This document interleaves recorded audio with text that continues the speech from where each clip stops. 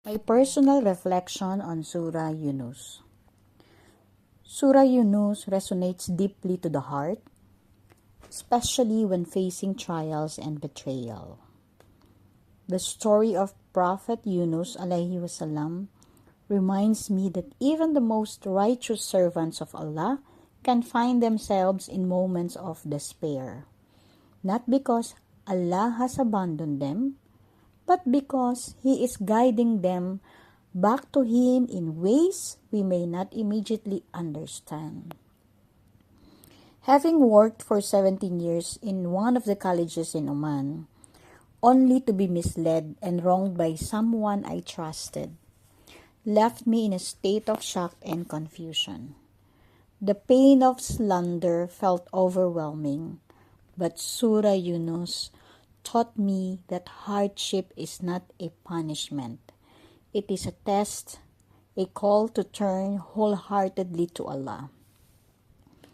When Prophet Yunus alayhi wasallam found himself in the belly of the whale, trapped in layers of darkness, his sincere dua, La ilaha illa anta subhanaka inni kuntu minad dalimin, chapter 10 verse 87, became a lifeline for me too. It reminded me that acknowledging my own helplessness and turning to Allah's boundless mercy is the first step to true freedom.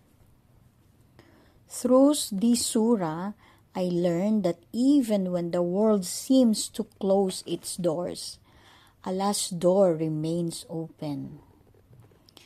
The people of Yunus alayhi wasallam who repented and found Allah's mercy show that Allah's guidance can reach hearts when we least expect it. Likewise, my current struggles are not the end. They are part of a greater plan. Reconnecting with the Quran has reminded me that trust in Allah is the only trust that never breaks. People may deceive us, but Allah never does. He is Al-Haq, the truth, and Al-Fatah, the opener. This chapter taught me patience, hope, and the importance of steadfast faith. No matter how lost we feel, Allah's light is always near. All we have to do is call upon Him.